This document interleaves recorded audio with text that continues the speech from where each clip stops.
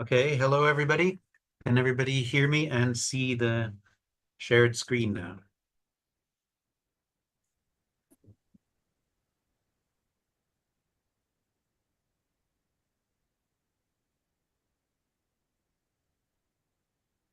Okay, Yes, so we let can me know. hear you and the screen is visible. Okay, good. Thank you. All right, so yeah, my name is Steve Previck. I've been in the geology department here for about 20 years. And before that, a practicing professional researcher in Canada for about 10 and 6 years at WITS in between. So yeah, I've so my experience is with specifically geoscience kinds of talks and research presentations, although I have had some exposure to, let's say, social sciences style presentations like archaeology department and paleoanthropology when I was at WITS. So I'm aware that there are differences in kind of presentation styles as well as in basic writing styles, publication styles, things like that. And I thought it would be useful to present. This is a talk that I give to our honors students already in geology, um, so that there are different slants to what's required. And we often have to kind of correct behaviors with our students that they acquire prior to coming to university, at least. Um, this is based on a kind of 2-day workshop that a professor during my undergrad used to give to the whoever wanted basically this same kind of setup. Whoever other postgrad students were interested, he had strong connections to the oil mining industry, which was uncommon at the time to have an academic with that kind of background. So he was able to give us insights that we wouldn't have been able to get otherwise. So what I'm going to do, it's broken into kind of two parts.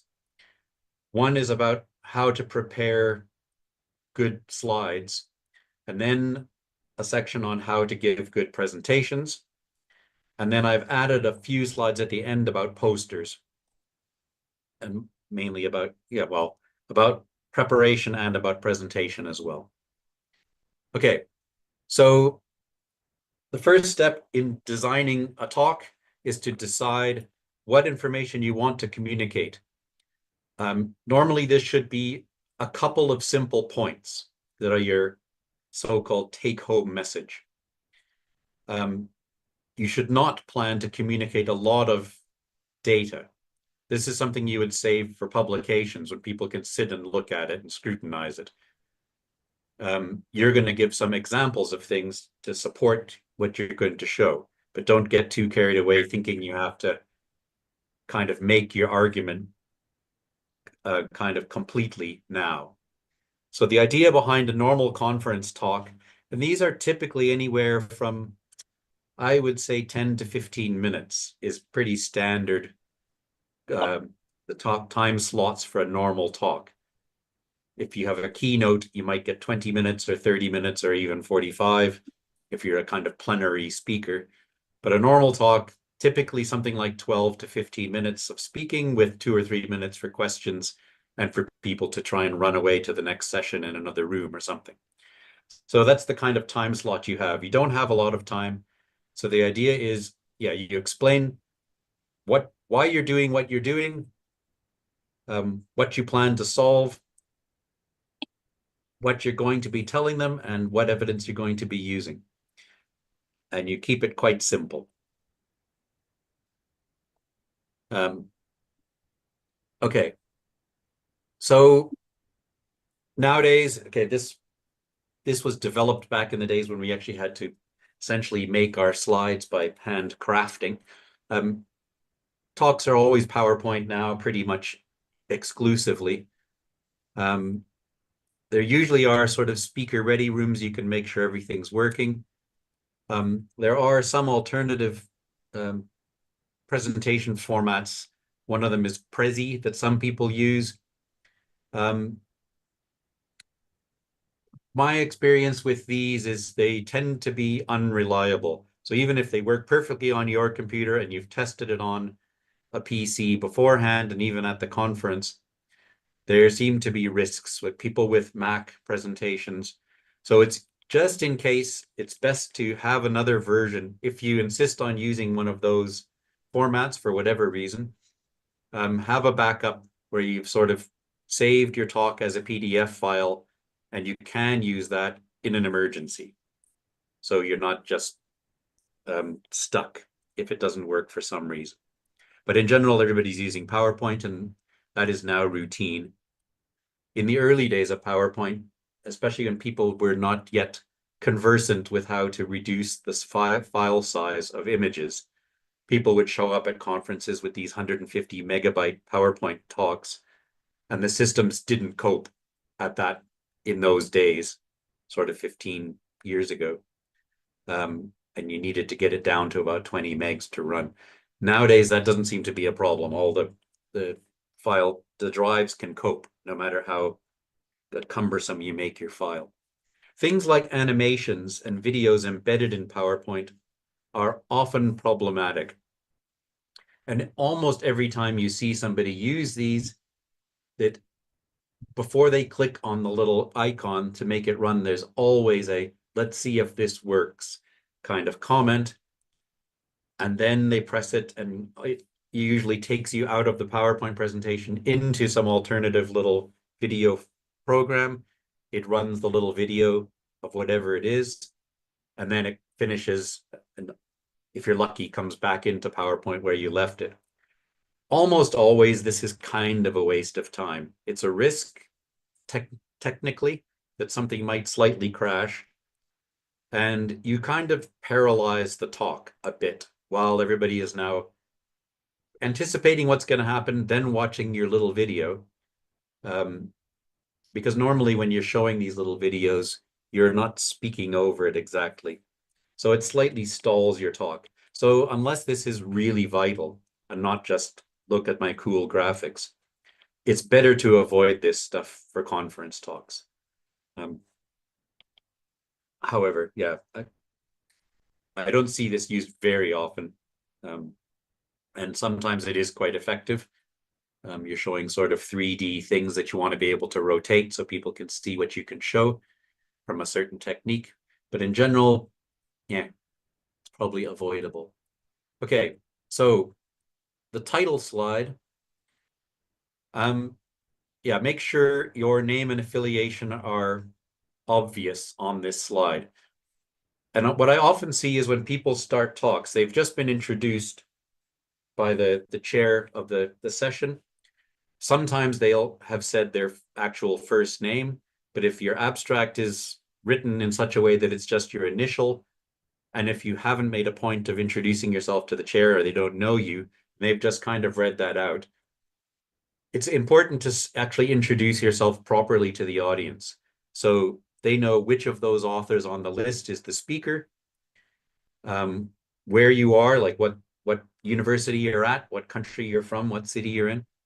That will help them remember you. I often see, especially with kind of student talks, that the student is slightly maybe nervous. So the title slide is up, the title's already been read, and they want to get started on their talk. So they immediately go to the second slide. And I often miss who is the speaker, in fact, and I haven't caught their name.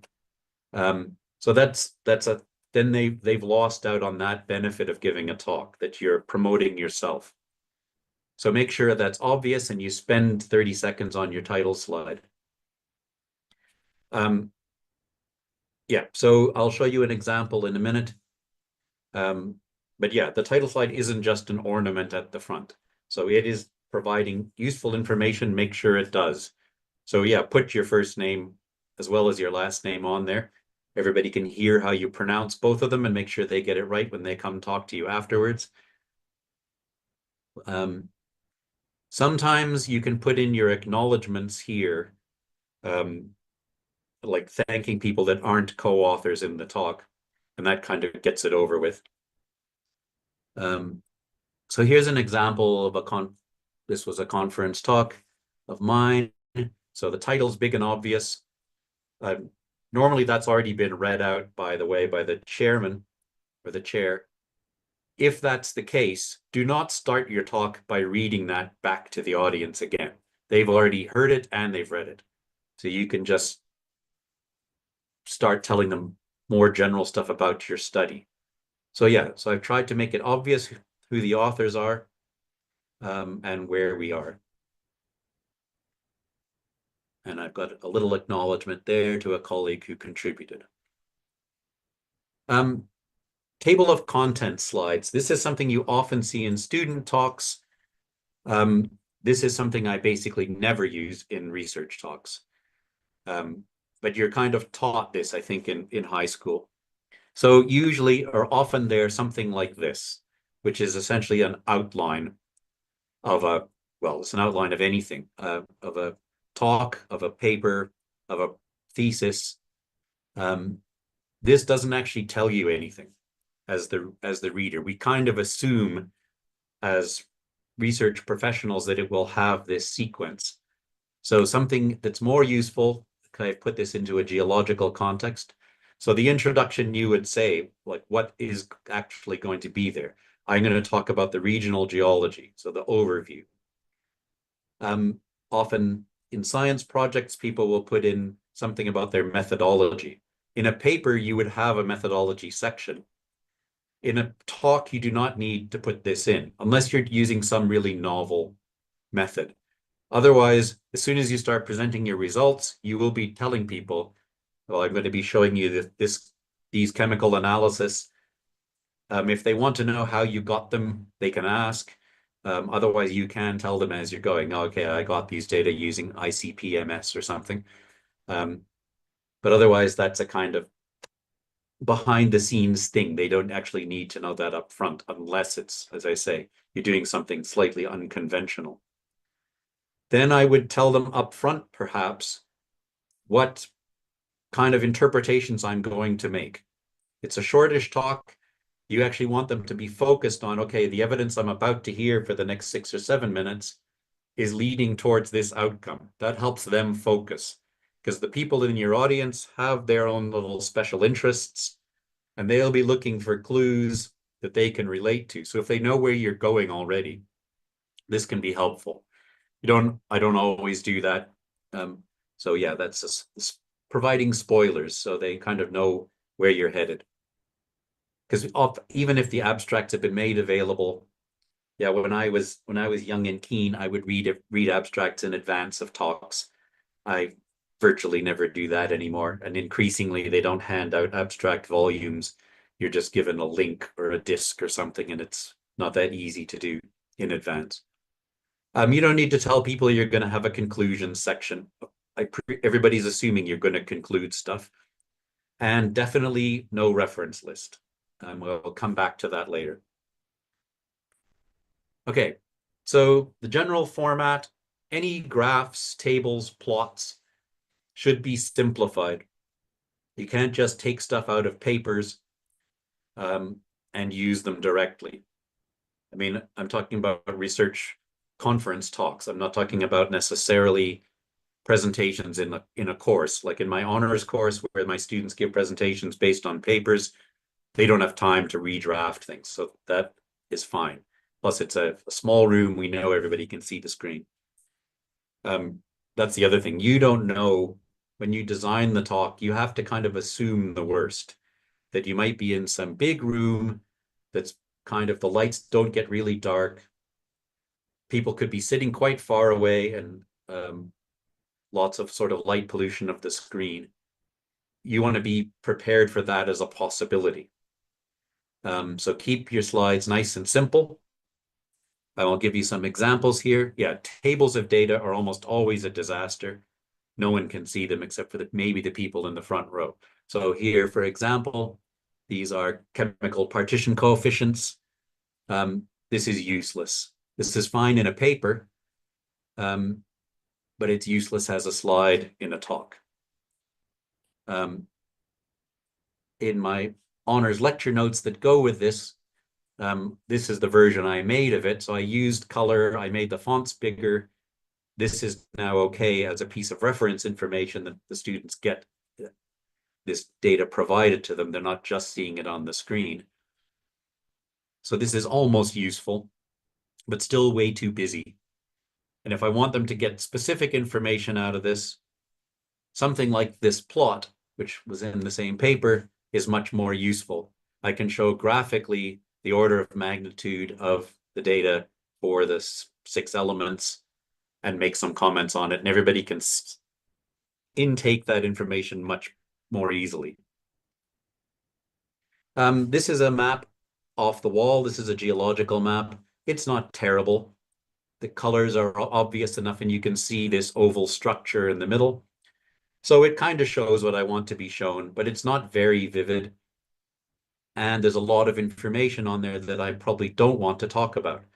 So if I put that on a slide, the audience starts to get distracted. And as I say, people have their own little research interests that they come with.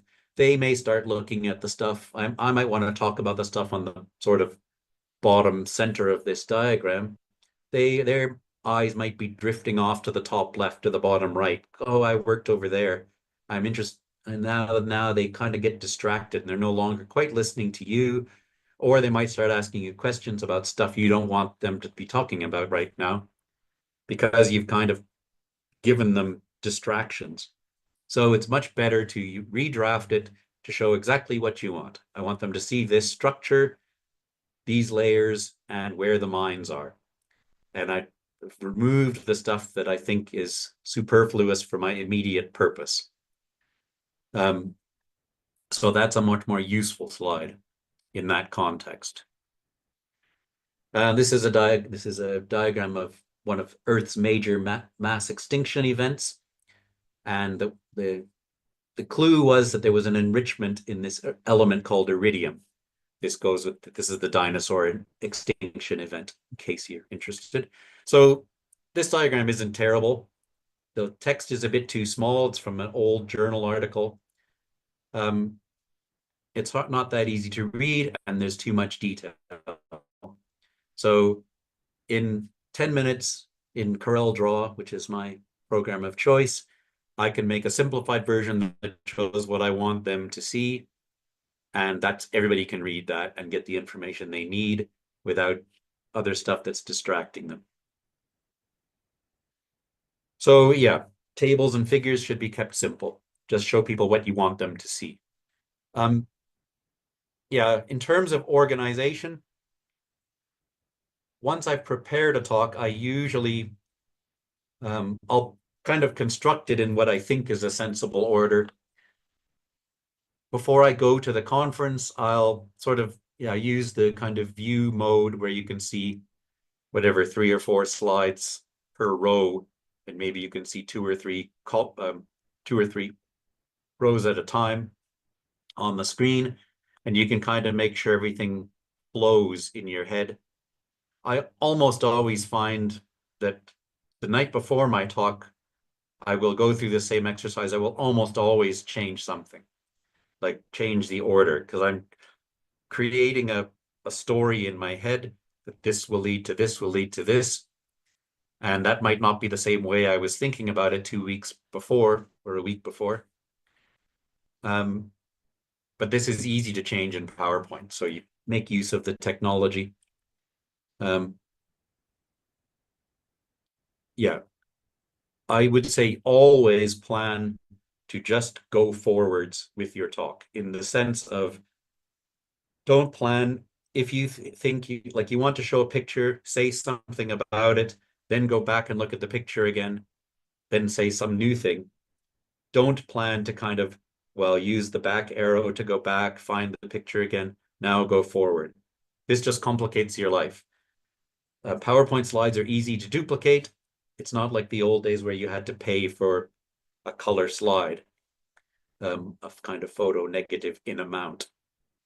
So if you should make the talk in such a way that all you ever do is move forward. Just keep hammering the space bar, the biggest bar on the keyboard, easy to find. You're not looking for little buttons on remotes or little arrows on your keyboard. So you make your life as uncomplicated as possible. So all you have to think about is what you want to talk about. Any little distraction like this flusters you. So anyway, keep it nice and simple. Definitely don't plan to have separate explanations using a whiteboard or a flipped paper chart. Sometimes those kinds of things are available. Yeah, because most people can't see that in the room you're in anyway. So yeah, everything should be in the slideshow. Most people don't have to be told that, but just in case. In terms of speed, the usual guideline is something like a slide per minute. In the old days of slide carousels, and most conferences had switched to 2 projectors. I used to do 2 slides a minute, and that worked quite well. With PowerPoint, that's never, it is now always one screen, one projector, so that's life. So somewhere between like 2 slides a minute, absolute maximum. 1 slide is minimum probably, and somewhere in between is fine.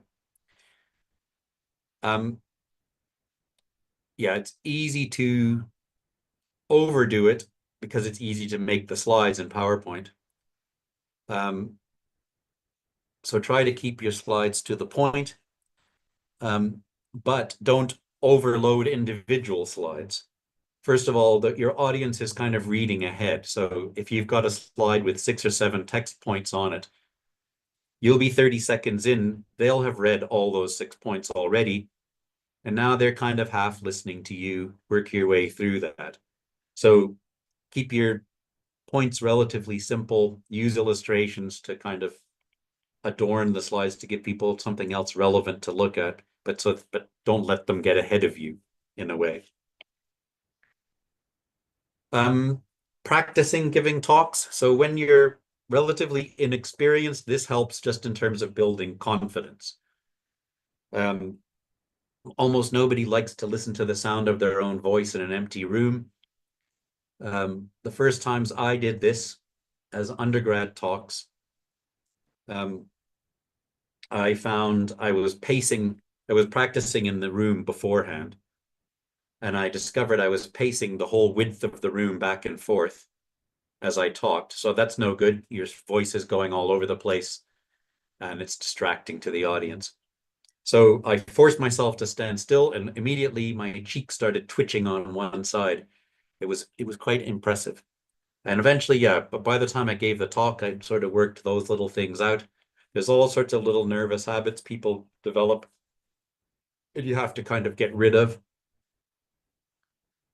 So yeah, but practice giving the talk out loud. I used to memorize sort of introductory phrases and little joining phrases and little conclusions. I'll come back to why I don't do that anymore. But yeah, so you will find when you rehearse it that it takes much longer than you think it should. This is because you're choosing your words and you're thinking and you're working your way through little arguments in your head. You have to kind of reduce that and keep it nice and simple. And that is something that practice helps. Often you will have memorized, say, 3 things or 4 things you want to say about a particular slide. And you often see people, they'll say the 3 things and then they'll say, oh, and there was one other thing, and they'll try to remember it. And they'll waste 5 seconds and then they'll either remember it or they'll move on. Both of these kind of hurt the flow of your talk. The audience doesn't know what it was that you wanted to say. So they're not going to miss it. If you remember later, you can throw it in at the end of the talk or during the questions.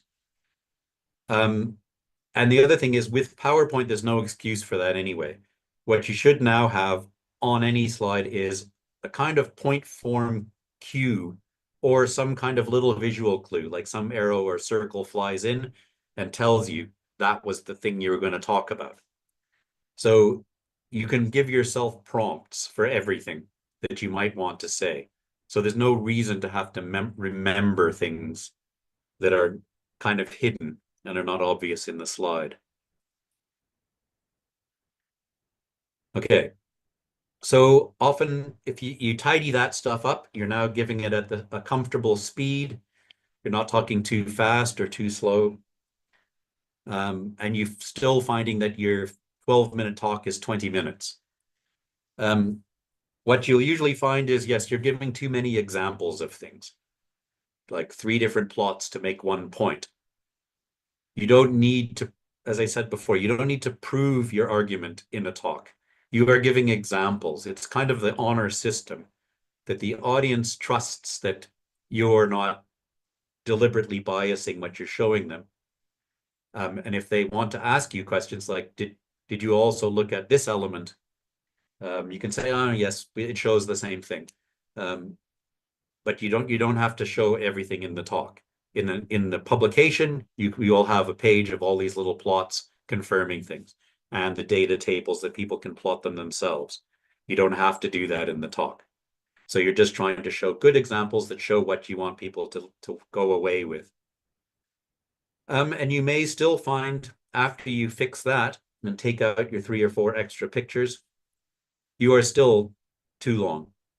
And you may have to accept that what you wanted to say in this talk, you can't fit that all in. And you think, oh, but it's tragic. This is my master's or my PhD. I want to show off all this good stuff you've done and make a good impression.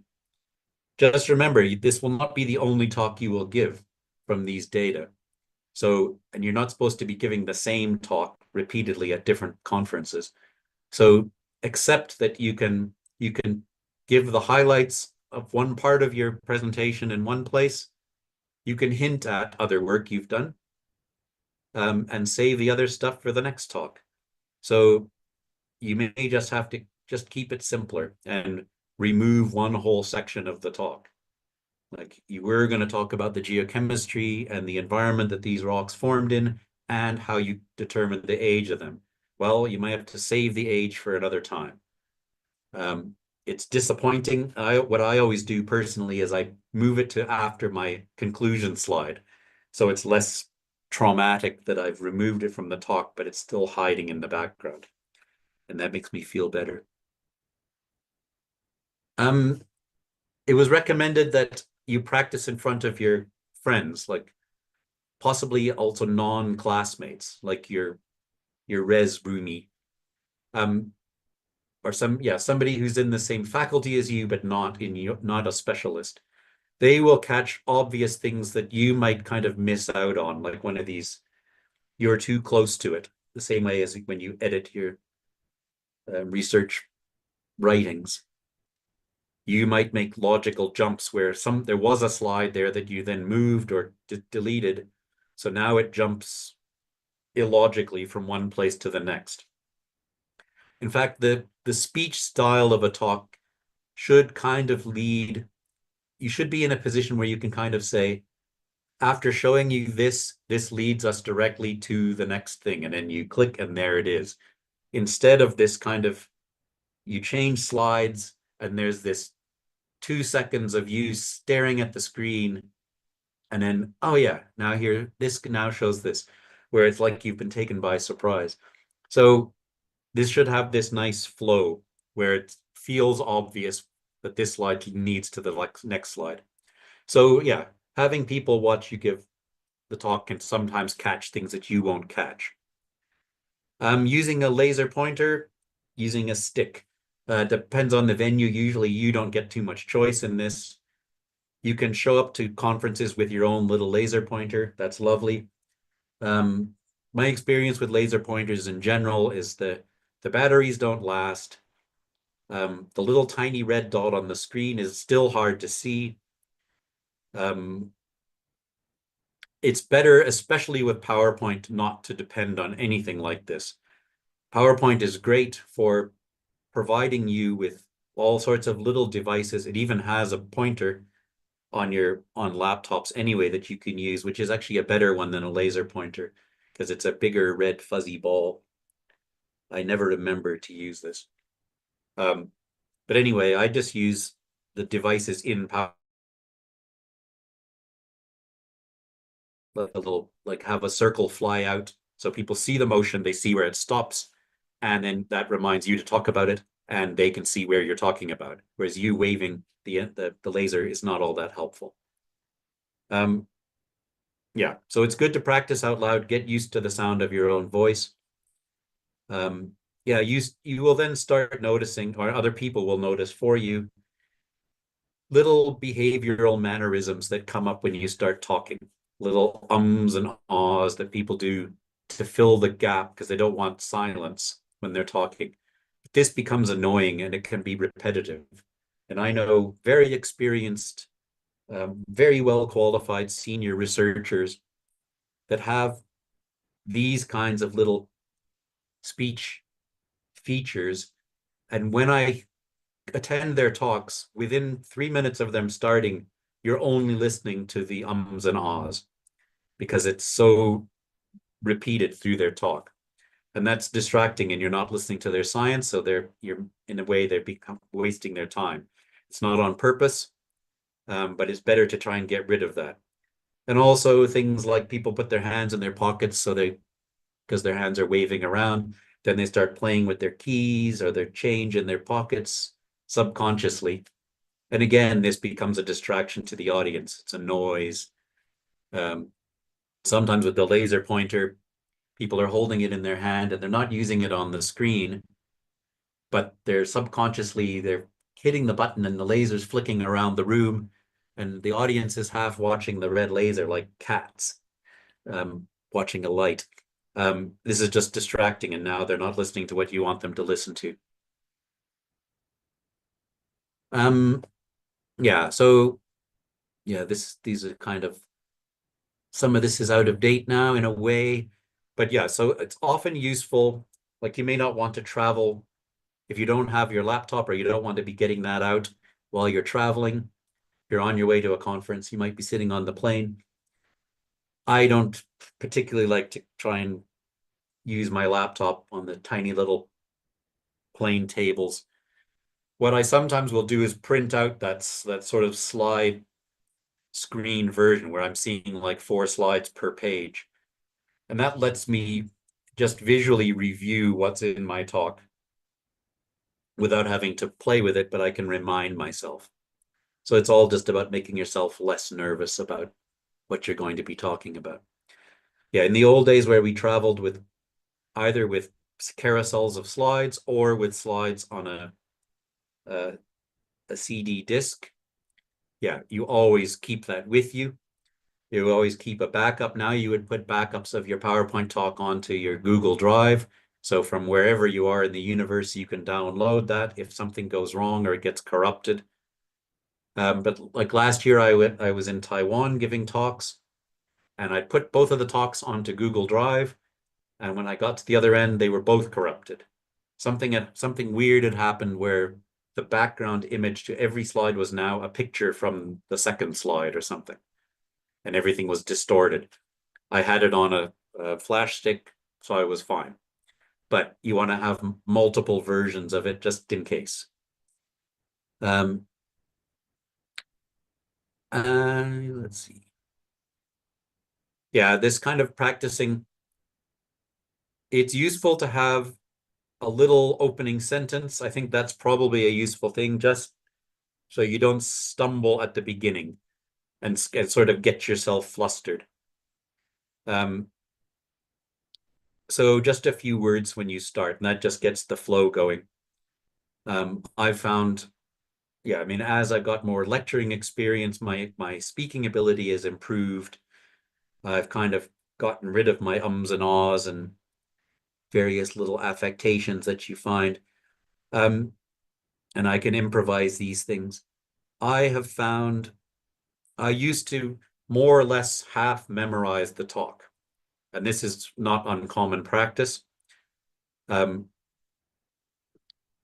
This made me, you're kind of speaking from memory instead of speaking to the audience from the slides.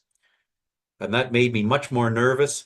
I used to more or less get sick to my stomach before almost every talk, or feel like I was going to.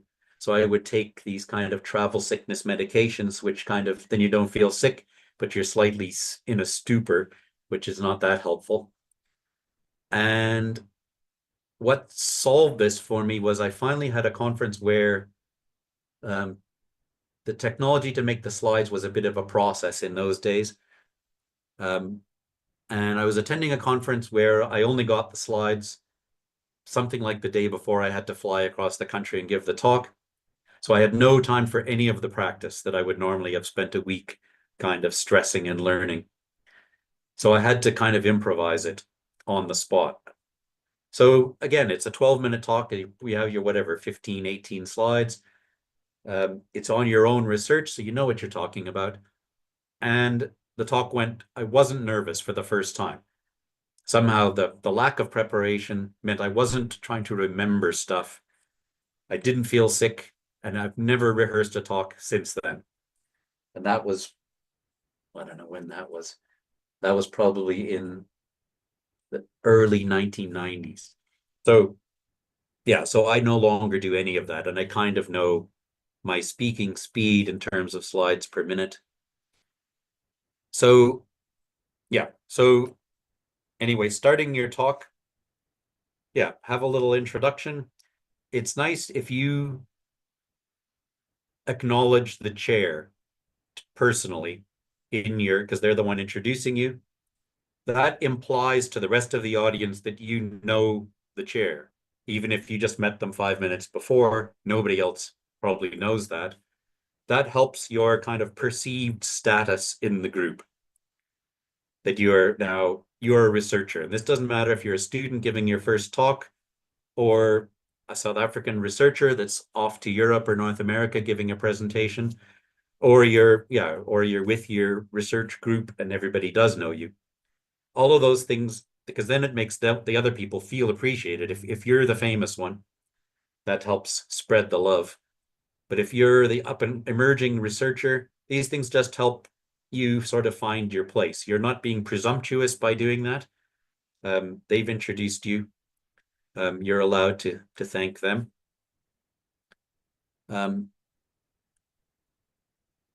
It's very useful to check out the venue for the talk beforehand.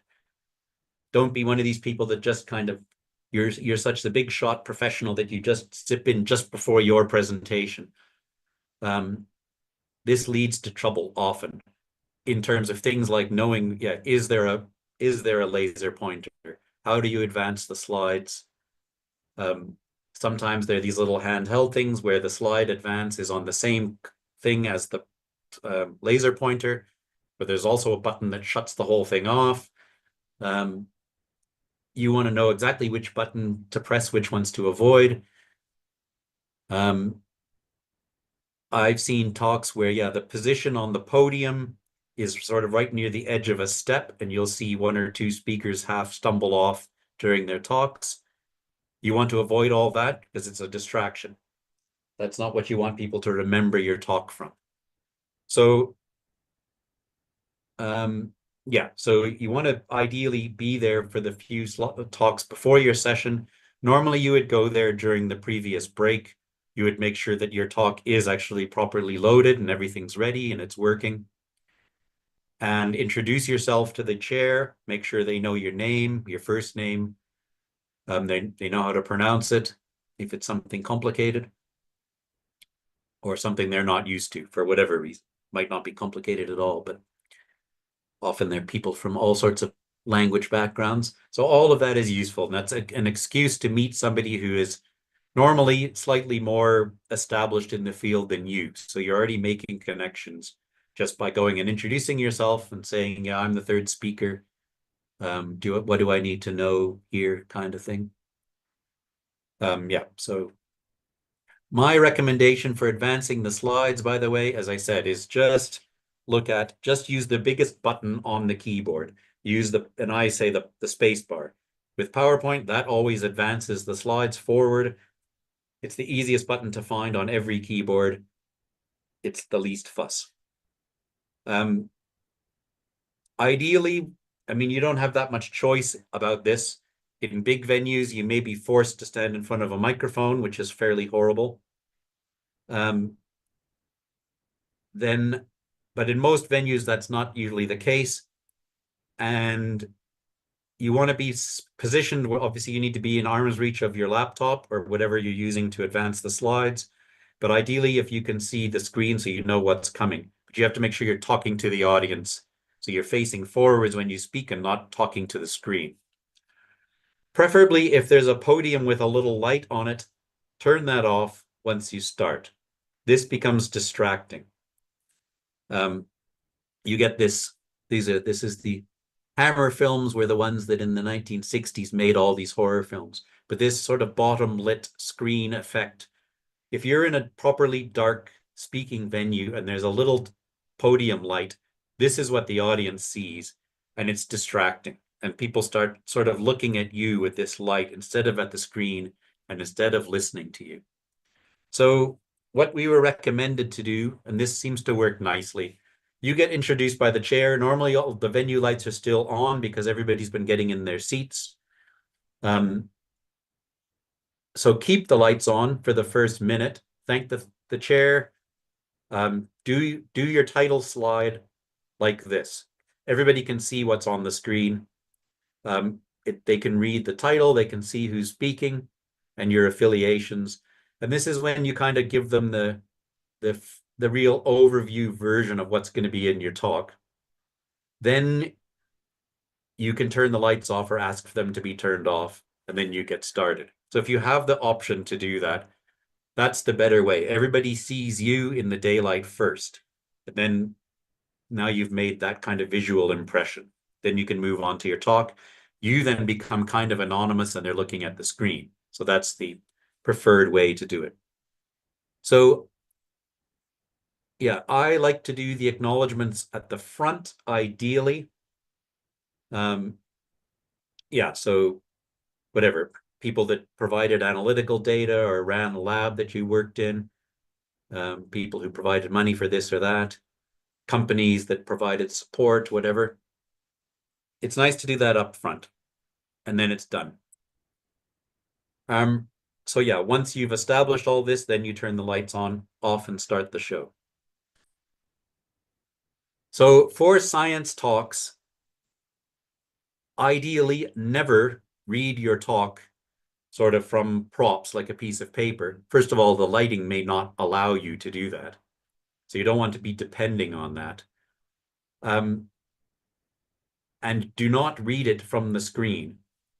So do not put all the text you are going to present in the slide. There's a temptation to do that because it reduces the stress on you. But then you're just reading to the audience off the screen. They've read it. By the time you're in the first paragraph, they've read the whole slide already because they can read it faster than you can read it out loud. So they're done. You're reading it still. They've moved on. They're thinking of something else now. They're thinking of when's lunch or when's coffee or when's the next talk. Or, I mean, do I have to get to another venue? You've slightly lost them.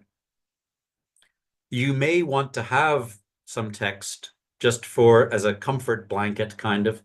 So if you think, oh, I'm nervous, I haven't given talks very much before, so I'll have some notes. That's fine. And I used to find like having little note cards and things that didn't really work. Because what usually happened is people you'd follow your little notes for the first 3 slides, then you'd get confident, you'd do the next 3 or 4 slides, then you'd get to a point, oh, and I've forgotten something. But now that's not the note in front of you anymore, so it becomes unhelpful. But I found just the process of making those notes helped you learn the material anyway, so that actually served its purpose, and it made you not worry that if you totally froze up and just stressed out, you know you have this as a last resort, and that's enough usually to give you the confidence that you don't need it.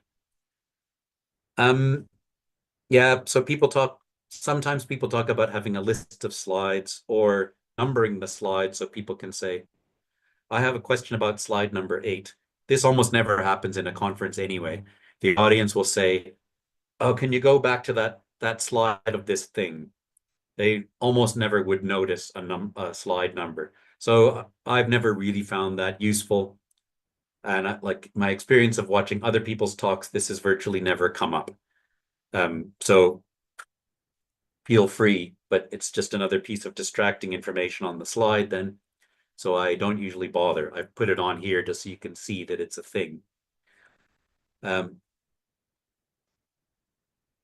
Yeah, the laser pointers, I've already talked about waving it around, and that it's probably avoidable anyhow, and they're unreliable. Using humor in talks, depending on the kind of talk. I like in my teaching talks, I will try to use humor here and there as a way of making certain points memorable and making the lecture a bit more entertaining. But in research talks, I rarely would use humor. It's a distraction. Almost always something that you think is funny isn't funny to everyone in your audience. And so you either will make people feel excluded because they don't get it, or they don't think it's funny, or it might be offensive. Any of those, you want the audience all on your side scientifically. So it's not usually worth it.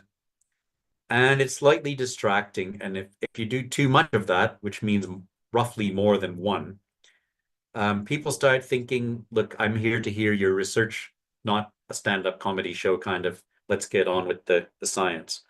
So you have to use that in the right context. So when you're doing these 12-minute research talks, get to the point. If you're giving a 45-minute prestigious lecture, you can be a bit cute with comments here and there. And everybody will humor you because you're famous. Yeah, don't apologize for bad slides. A common one is this. You might not be able to see this at the back. Yeah, there's no excuse for that. You made these slides, make them legible for everybody.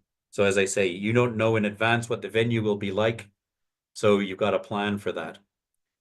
Do not blame your. I worked for somebody years ago who, this was in the early days of these kinds of graphics. So his secretary was the one that turned his concepts into color slides. So he would routinely blame her for the quality of poor visuals. Well, this just says you're a bad manager and not a very nice person. No one thinks less of your secretary because you make these comments. It does not do you any credit. So you're the one responsible. So you just get on with it. The only excuse for that is if you're using some kind of historical thing, like it's a bad image, but this is the one. Like it's a low res image because it was taken by an astronaut on the moon or something. That's life then. This is the best you can do, then that's fine. That's part of the context. Okay, so in terms of the presentation, yeah, just remember, you've put a lot of time into doing the research and a lot of money. The ideas of you and your supervisor have contributed to this. You are now in a public forum presenting this. So take the trouble and make it clear that you have put the effort into preparing for this. I have seen talks by competent researchers where they're terrible at giving talks, and they kind of give the impression, oh, they whipped this together because they're such busy people. Well, you're kind of wasting my time by giving a shoddy talk. Even I'd rather you go away and I'll read your papers if that's the best you can do here. So you want to give the impression that you're putting care and attention into this. The audience will then appreciate that and they will care about you. All audiences are very sympathetic to student speakers who are nervous, without exception. And anyone who dares to give a nervous student a hard time after their talk, like some competing professor or somebody, everyone will come to your aid afterwards and will come sympathize with you. So you never need to worry about, you just go up there and do your best and be as confident as possible. Everyone in the audience has been through this. Okay. I'm going to now talk about some of the practical side of the presentation construction. Before I do, does anyone have any questions about that kind of presentation stuff at this point? I see a hand. Joy, go ahead. Or is it Joe? Yeah. Afternoon. Thank you so much for your presentation. I just wanted a bit of clarification as regards name and affiliation, because you said your audience must know where to find you. Yeah. I graduated from Rhodes. I had my postdoc at another university in Western Cape. I'm Yeah. currently an independent researcher. So what is my affiliation? I like my Rhodes. I'm not sure. Kindly Okay. assist. Thank you. All right. Yeah. So I mean, normally it's wherever you're representing for that talk. So if that research was done at Rhodes, and that's what you would kind of put on an abstract for that particular content, then that's what you're representing. But yes, if you did the work when you were at Rhodes, but you want people to know that now you're an independent researcher, you're a consultant based in Cape Town or something, you want people to know that too, because you don't want them wasting their time looking at Rhodes website for you if that's not where you are anymore. And this is about not only promoting your research, but promoting you. So yes, you would by all means, in a way, in the same way that you would put in a paper, you might say your affiliation for the research was Rhodes, but there'd be a little star that says now at whatever your new place is. You could do exactly the same thing in the talk on the title slide. So you would absolutely do that. You could say, look, this work was done when I was part of this team. I'm now a postdoc or whatever in this place, because you want people to know that. So there's nothing wrong with that. And unlike a paper, there's no kind of financial dispensation that's associated with your credit. So it's not like there's some kind of formal consequence. So yeah, just tell people you want them to know that yeah, this research was done at this place, so that they know that these are where these facilities and this expertise is. But Okay. here's where I am. Okay. Thank you. Sure. All right. In the absence of any other hands for now, I'll just go into where are we? We're an hour in. I'll try and move it on here. The basics of presentation. So legibility is crucial. The fonts, so the font sizes. So this is on this format of screen size, this 4:3, which is the old PowerPoint style. 24 point font is my kind of minimum font for text on the slide.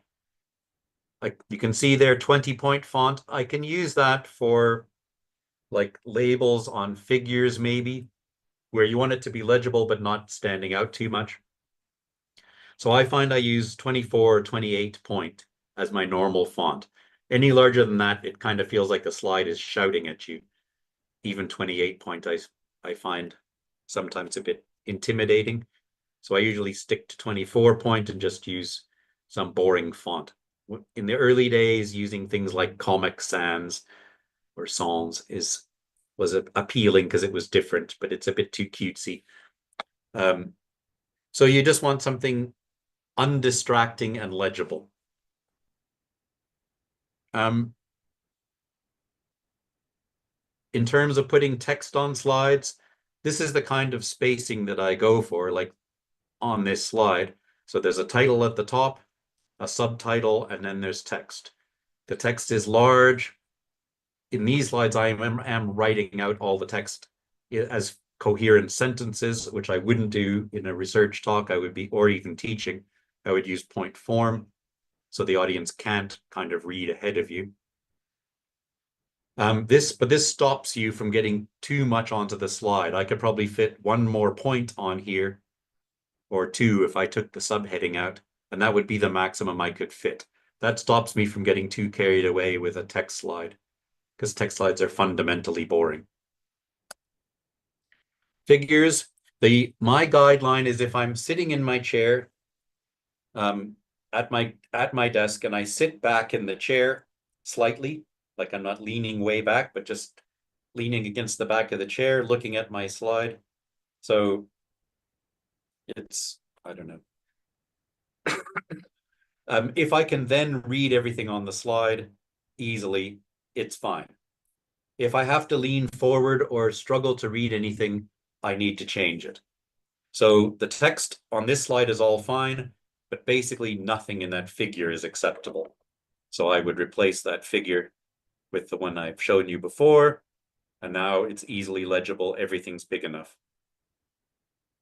My preference is to use the old 4x3 size, just because there's still lots of screens that are designed that way. As everything will slowly modernize, things seem to be switching to this letterbox format. Some conferences now tell you in advance that's what they have at the venue, so then fine. Even then, either works equally well. And in fact, it's some of the conferences I've been at in the last 2 years, they've had multiple screens next to each other. So in one room, because the room is wide but not very deep, they'll have like 3 of these wide screens next to each other. If your image then is as wide as the screen, it's like this wall of image. So I actually found that having the smaller size images left space between them and actually was an improvement. So you're always safe with the small size. The big side gives you more. What I find is that people tend to then try and stuff too much on the wider screen because they think, oh, I've got a slide and a half to play with now. So they use it that way, and the slides become too busy. And because sometimes if they're still projecting it on the old style screen, what happens is your image becomes shorter than it used to be.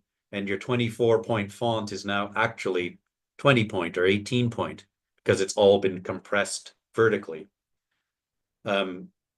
So anyway, yeah, that's something you need to know before you start making the talk. Otherwise, it's a nuisance to kind of redesign later. But it's not the end of the world. But usually a conference will tell you, or you can find out what format they want you to use. But if you're not sure, I recommend using the old 4x3. Modern PowerPoint defaults to the new format, to the 16:9 letterbox. So you have to actually go into the design screen in PowerPoint and tell it to use the other thing when you start. Then there's the transition from slide to slide. The default thing in PowerPoint is just this abrupt change from one to the next. I find that quite awkward when you're watching slides. So I use this fade. You can fade through black. There's all sorts of transitions you can use. But the one I like just as a general rule is this fade from one to the next. And then when you're done, because often I'm pasting in slides from other things I've made before, they may not all have the same. So yeah, when you're done, you use that and you put apply to all, and then they all fade nicely from one to the next. Color contrast. In the old days, before PowerPoint, basically everything was black on white, and then you could pay extra money to get slides made that were this kind of sort of a gray on blue. It was called a blue diazo slide. Now we can do anything we want. People do get carried away. Usually people are pretty good about this now, but you should try to use color. Black on white is hard on the eyes and it's kind of tedious. So try to use some color. Don't get too carried away.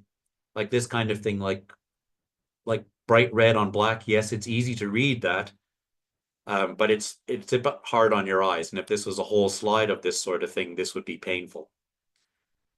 This kind of thing is relatively easy. Stress-free. You want a happy audience. So the background, like for this slideshow, for example, I've used kind of fairly bland backgrounds. When I give talks, I wouldn't use this kind of thing. But you want a kind of not too busy, not distracting background. So I use something like this is a picture of a rock from my office. And then I'll just fiddle with the color contrast. I'll make it darker if I want to have a white writing on it, or I'll make it light, but just so you can see that there's a texture in the background. So it's something vaguely relevant, vaguely geological, slightly interesting, but not distracting. So there's a paler version of that same textured background. And that lets, depending on what I'm showing, what other images I'm bringing in, I like to have one dark and one light background to use as my choices, but you keep the theme constant within one talk, ideally. So that's the approach I take, and I don't keep it, don't let it get too complicated. So this one, for example, this is a more complicated bit of geology in the background. It's not terrible, but it's a bit distracting. It's got dark sections and light sections, so that could cause certain writing to disappear or make it harder for them to read. And yeah, somebody watching this might, having read my slide, it now starts looking at the geology of that thing in the background. I don't want them to be doing that. Watch for color contrast. Often what looks good on your computer, because it's this backlit screen, won't work very well on the projected screen, especially with a slightly older projector bulb. So you want high contrast and slightly soft colors. So yeah, anything involving anything brown usually doesn't work. It's hard to read as text, and it's kind of sucks the light in as a background. You can test things like this in, the ideal way is to test them on a projector. Usually, even if you test it at Rhodes in your department before you go to the conference, that's usually pretty safe. But just because it looks good on your computer doesn't mean it'll look good on a screen. But if you printed your page out in black and white, and then see what the contrast looks like, that's another way to test stuff. In the old days, people used to put a lot of adornments of the sponsorships and everything on the side, and that was because people would take photos of the screens, and people were worried about sort of theft of information, and also just credit. Nowadays, because if I take a picture of your screen, I can remove all your icons if I feel like it anyway. So put those on your cover slides, but then get rid of them. They're using up space, they're distracting. You've said on the first slide who you work for, who your sponsors were. I don't need to hear about it ever again. It's just annoying now, and it's using up space, which you could be using to make your content more legible. So don't do it. If you're comparing two things, yeah, you have to decide how do you want to use this. I can compare these two pictures of rock textures like this. Now they're next to each other, but I've used up a lot of the space, so I'm kind of using maybe 30% of the slide to show you something that's the actual important thing here. Whereas if I showed it to you like this, it's much easier to see what's going on. In terms of how you then illustrate things, yeah, this is my illustration. It's very tempting. When I was first doing PowerPoint talks, I want to introduce the concept one at a time so people don't get ahead of you. And then you have all these devices available to you. Already it's boring. We are all waiting for this to get over with. So I never do this anymore. The labels come in when the slide comes in, and I talk about it as I want to talk about it. Because the other thing that can happen here is you forget, did I label 3 minerals or 4? And then you hit the next button, and now I've got to go back because I forgot there was only 3. So it's best not to get too clever with this kind of thing. Okay. So yeah, stick to 1 to 1.5 slides per minute. Any faster, yeah, the audience doesn't have time to absorb what you're saying. They do need time, even if you might think to yourself, well, it's just a picture. I'm only going to be on it for 5 seconds.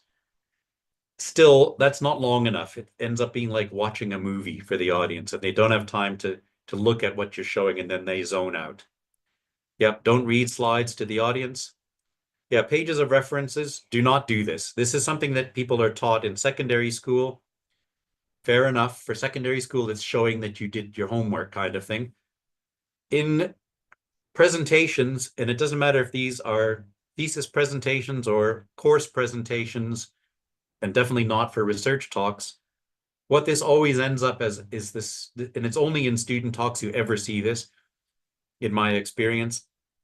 It'll be the last slide. They'll show, here's some references, and then they immediately hit the button again. That's not even left on the screen for anybody to look at.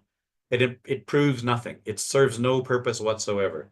You could have just cut and pasted those off anywhere. I mean, so it's not proving something to the audience. It's not providing information. The way to use these is to cite the information as you're going. So here's some examples from slides from talks of mine. I'll have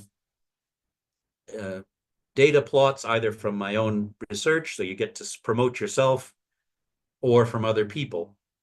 Sometimes I'll put the author and the year, that's the only necessary information.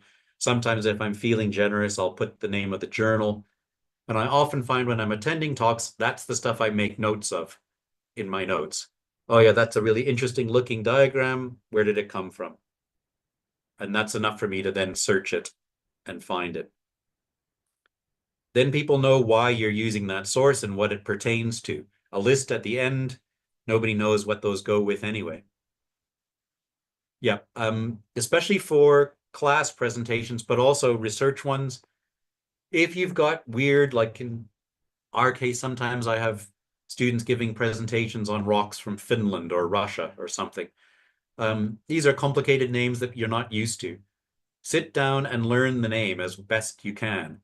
It shows that you gave it a whirl. Even if you get it wrong, the audience is again sympathetic. You'll get gently corrected, and then you'll know how to say it correctly. Also, even people's names in the citation, some of them are weird or they're not pronounced the way they look like they should be. Try to find that stuff out. Ask people that know more than you do beforehand. Yeah, I've had students give talks where they had cerium was part of the talk. They invented the element beryllium, and this was 2 years in a row in honors. So I don't know how they both came up with this imaginary element name, but yes, these are things you can find out in advance. And when you get it wrong, it shows, it implies either you don't care, like this name's really complicated, so you haven't taken the trouble to learn it. This is not getting the audience on your side scientifically. You could put your acknowledgements at the end, although as I say, I like it better at the beginning. And when you stick it at the end, it makes it feel a bit more like an afterthought, and it's almost like now you're sort of blaming them for the results instead of giving them credit at the front. Okay, so yeah, know what you want to say, keep it simple and keep it clear.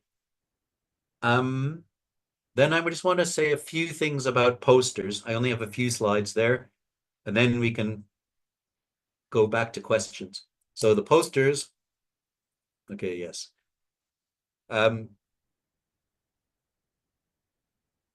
Posters, the exact same principles. What do you want to say? Keep it simple, and people tend to also get way carried away with a poster because they think, oh, I just have this poster instead of 10 minutes to tell people stuff, so I got to put it all in the poster. And they also think, well, people can stand really close and see it, so I don't have to make it big. That doesn't really work. And I just wanted to make a note here. Rhodes in particular will not sponsor you by a travel and subsistence grant to attend a meeting if you only present posters. Somewhere in the mists of time, it was decided that serious sciences talks and posters are kind of afterthoughts. This is very dependent on particular fields. This is not the case whatsoever in geology. There are big, prestigious international meetings that don't care what you want to give. They don't even ask you.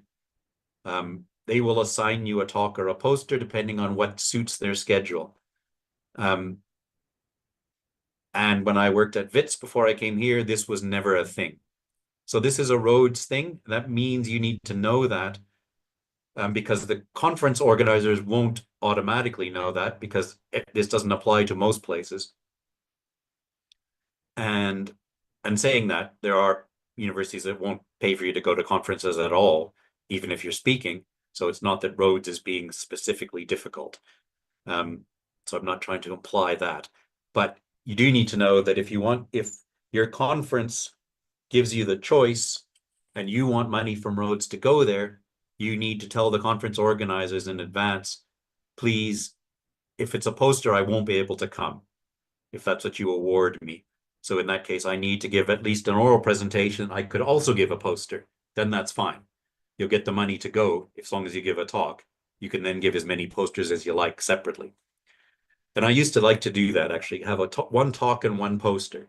You use, if the poster was first, it was presented on a day in advance, you would use that to promote the talk to people you would talk to.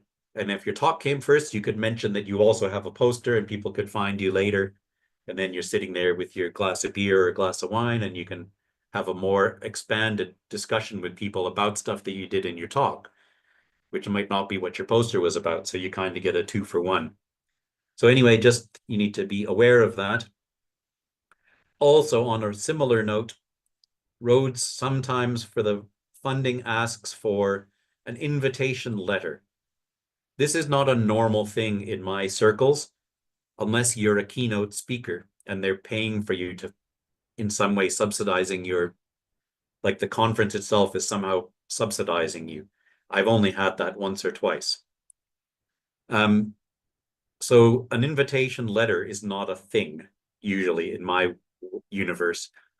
However, conference organizers do know about this, and you can ask them even after the fact, but it's better up front because that's when you're applying for the money normally. They will provide an invitation letter once you have a submitted and accepted abstract, sort of a confirmation that you're definitely going. But usually the acceptance of abstract kind of covers that. But yeah, we've run across this year, this kind of suggestion that an invitation letter is needed. In some cases, it just talk your way out of it, but something to keep in mind. Okay, posters have advantages over talks that you potentially, you are not limited to 10 minutes or 12 minutes. You can stand there with somebody for half an hour and you can get to know somebody, meet them, and then talk to them another time. So you're making actual connections with colleagues at posters that you will not do ever at talks.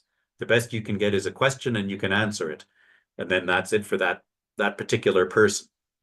And you're not normally getting their name or any information about them in the talk context. Whereas at a poster, you can exchange phone numbers, business cards, or whatever. Some people still use those. And you can have much more in-depth conversations. Posters are a better place. I mentioned at the talks, you're not trying to show lots of hard data. In a poster, you can show data. You can show plots of raw data. You can show tables of data because now people can spend time looking at it. Again, you don't want to get too carried away with tables. They're hard to read. They're hard to get information out of, but it is now an option. So this is a much better setting to really connect with people as opposed to just disseminating research findings. Okay, so when you're preparing the poster, make sure you pay attention to the guidelines for the conference. Normally, this is an A0. Like in North America, we don't use these A1, 2, 3, 4s. It'll be some dimension, but it's basically the same as an A0 poster size. So that's the biggest size piece of paper. And it's normally the vertical dimension. That is not always the case. Sometimes the poster boards are designed differently. Usually the vertical is the safest, because even if it hangs down below the bottom of the board, it's not the end of the world. Whereas if it's too wide, it is a problem if it's hanging onto the next poster. But anyway, this information will be provided normally. Again, keep the text simple, legible. I use the same kind of font guidelines. Don't get too carried away. Keep the text in sort of manageable blocks. Use point form when you can, or when it's appropriate. Use color to help sort of break up the background. You can use it so people know, okay, these two sections of text and figures kind of go together. Now this next section is distinguished because it's in a different color. That's there for a reason. So it helps people separate what they're seeing. Use pictures. That's what they're for. You can convey a lot more information with with pictures than explaining it with text. So whereas in a paper, you might have a figure and then you have to have explanatory text, you can almost use it that way, like you would have a figure with a figure caption, but you don't need the text that would go with it. So the poster needs to be kind of self-explanatory. So somebody coming up to the poster when you're not standing in front of it can get the gist of it. But when you're there, you can then expand on things and add value to it. So you need that combination. Yeah, so again, make sure often the title and the authors are hard to find. They're buried up at the top. Again, you want people to know who's done this work. You can now, and it's very useful to now have a reference list. So you will cite source materials in the text on the poster, like you would in a paper. Now you can have, like, don't get too carried away, but like say up to about 10 references on a little section in the bottom right corner of the poster is very useful. And I often find myself using my cell phone and photographing the reference list of a poster because that's where there's some useful stuff. I almost never then remember to go back and look at that stuff, but still, I thought about it. In terms of the poster, well, yeah, I was going to say often when you think you've finished it, print it out as an A4 test print.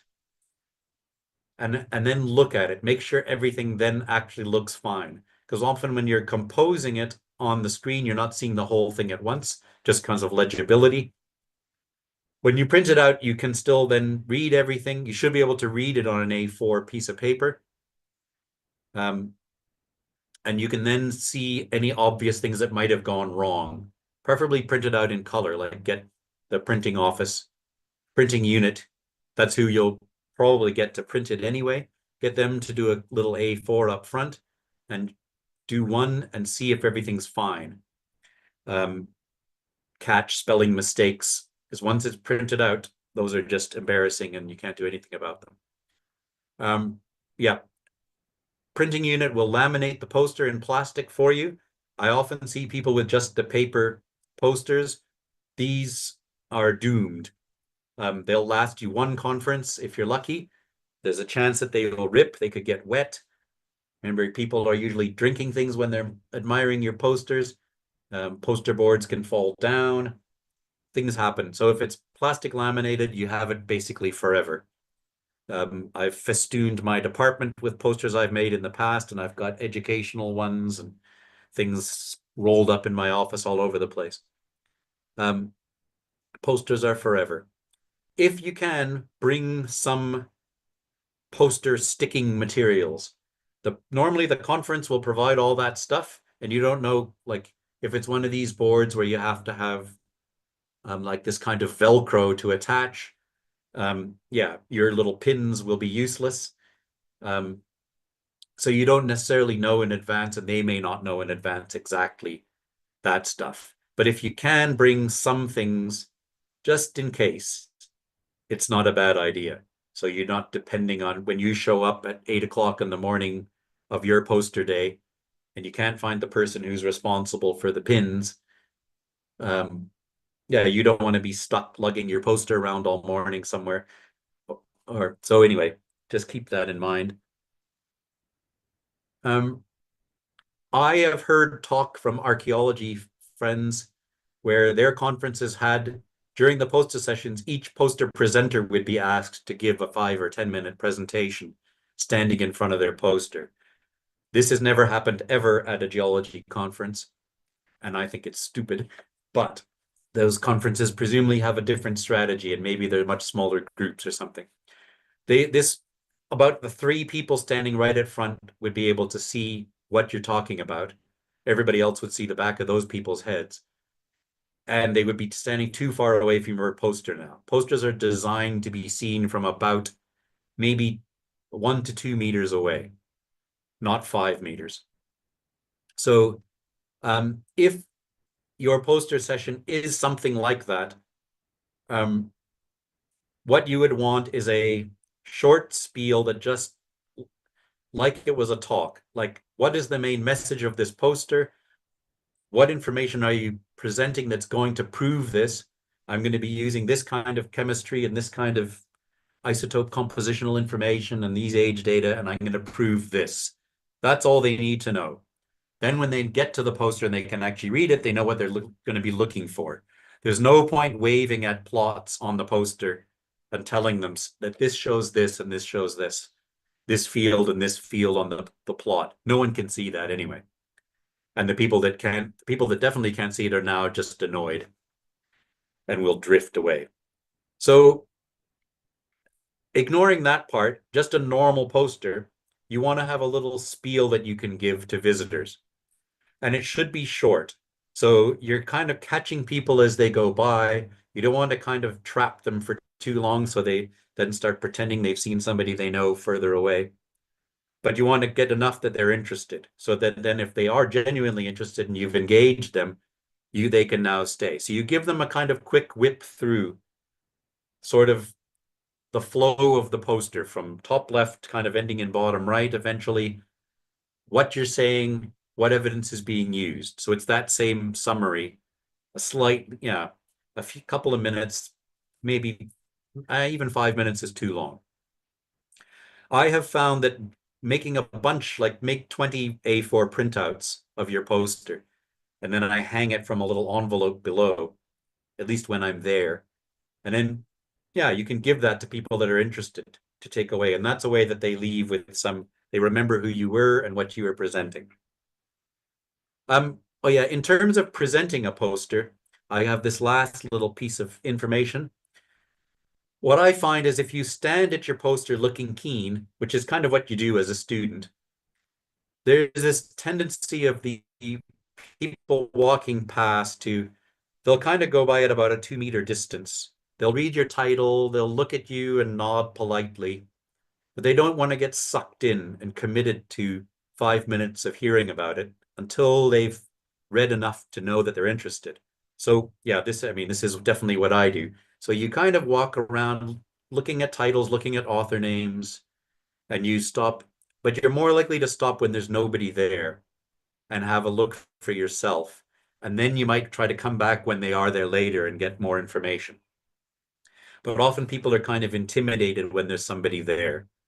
So I use what's called the spider technique, the spider in the web.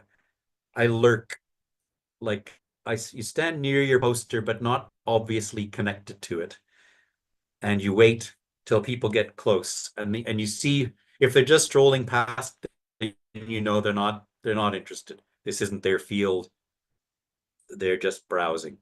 But as soon as somebody stops and starts looking, then you suddenly appear. And then people are normally too polite to say, you say, can I tell you a little bit about this poster? And people are normally polite and they will say yes, even if they're not really committed yet. So this is a way of engaging them. So this is my illustration of this. So you'll have people strolling past the posters, and then you leap in and get their attention.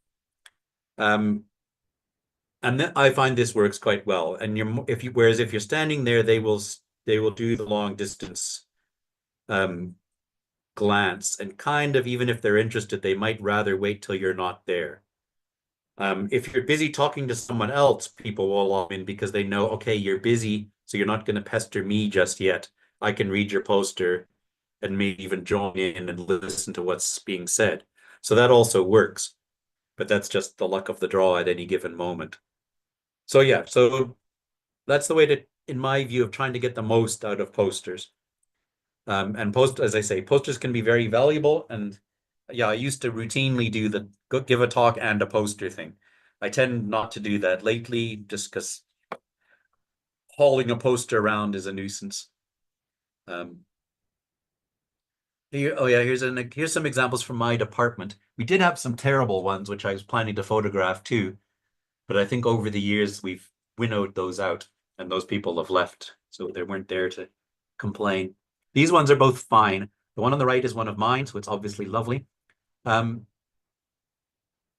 These are hanging on the wall, not easily removed, but everything is legible. There's use of color. It's slightly faded now because it's been in the light. The sections, not too much text. The figures go there's text with the figures. There's not giant blocks of text. The one on the left is also okay. This is a paleontology one with fossils. It's a bit texty on the bottom. The text is slightly too fine, and it's all this dark blue, which is not, that's a bit too much of that. But it's okay. And this is another one of mine. Again, yeah, this is the way I like to make them. I think this works well. I couldn't actually find any examples of really terrible ones, but when you attend any conference, you will have no trouble finding those. This is from another talk, attached. Okay, so that's it. I'm happy to take questions. We've kind of used up the planned time. So any further thoughts? If anybody has a question that they think of later or would like to expand on, but don't feel like asking now, I'm happy. If you feel like emailing me, you're welcome to.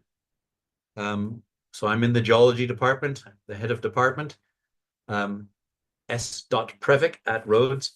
I'm happy to answer questions if anybody thinks of something later about little technical things. But what I recommend though is these should give you ideas. You can then, if you see presentations in your department, in your own fields, by visiting lecturers or by your own staff members, these will give you things to think about. What works, what doesn't work. Try to pay attention to those things and see how to improve when you give your own talks. Ask your lecturers how things work in your field. And ideally, you get a chance to attend national conferences in your field during the time of your postgrad studies, and then you get exposed to this yourselves. So, yep, I hope this was useful, and thanks for your attention. Kaylee, you have a question? Okay, thank you so much. Do we still have time for a question? Yeah. Thank you for your presentation. This really was very helpful. I just wanted to check. I haven't done this myself, but someone once suggested that you actually start in a oral presentation, a PowerPoint presentation, that you start with the take-home messages and say, and almost like spoilers, and you kind of cover the important impacts in the beginning and then kind of weave your way back. What do you think about that approach? I've never done it, but I was curious of trying it. Yeah, so I don't necessarily, I have done that sometimes. I don't normally, but I will. Sometimes you're kind of hinting at it in the title or in the intro. I'll sometimes say in my introduction, like not on a slide exactly, but as a verbal thing. When I introduce them, I'll say like I'm planning to show this. So yes, so I mentioned that when I talked about the table of contents that because it sort of forewarns. I find it especially in longer talks, because then it's harder to keep people's attention. But if they know where you're going all the time, like in long talks, I used to do things like I would stop and summarize what I've just talked about. In fact, I think I used to do this even in smaller talks. I've kind of forgotten this now, but I would talk about a certain section of the talk where I'd be, say, presenting geochemistry. Then I'd say, okay, so what we've learned from that is this. Here's the follow-up point. Now we're going to move to the next section. I don't do that anymore. I think it kind of breaks up the flow. So it's just gone away and I'd forgotten about it. But yes, so I think warning people where you're headed is perfectly legitimate. It's not like there's no value in surprising them. And normally in a conference, they may have read your abstract already. They already know where you're going in theory. So it's not like you're building to a surprise ending. The interesting part is seeing how you got there. So I think that is definitely a potentially valid approach. Maybe it works better in certain styles of talk than other ones. But yes. Thank you. Sure. Thanks. I appreciate that.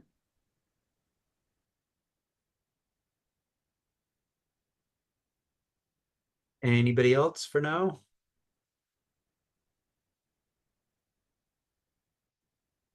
If not, then thanks a lot and good luck with all your talks.